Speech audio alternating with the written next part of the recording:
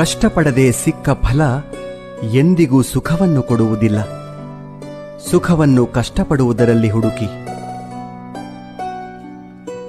ಸ್ನಾನ ದೇಹವನ್ನು, ಧ್ಯಾನ ಮನಸ್ಸನ್ನು, ದಾನ ಧನವನ್ನು, ಯೋಗ ಜೀವನವನ್ನು, ಪ್ರಾರ್ಥನೆ ಆತ್ಮವನ್ನು, ವ್ರತ ಆರೋಗ್ಯವನ್ನು, ಕ್ಷಮೆ ಸಂಬಂಧಗಳನ್ನು, ಪರೋಪಕಾರ ಅದೃಷ್ಟವನ್ನು ಪವಿತ್ರಗೊಳಿಸುತ್ತದೆ. ಕೇವಲ ದೇವರನ್ನು ಪೂಜಿಸುವುದರಿಂದ ಪುಣ್ಯ ಬರುವುದಿಲ್ಲ.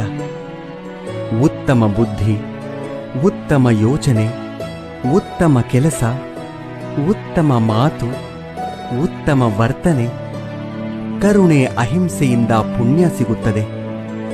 ಮುಂಬರುವ ಜನ್ಮಕ್ಕೆ ಈ ಜನ್ಮವೇ ಬುನಾದಿಯಾಗಿರುವುದು ನಿಜ.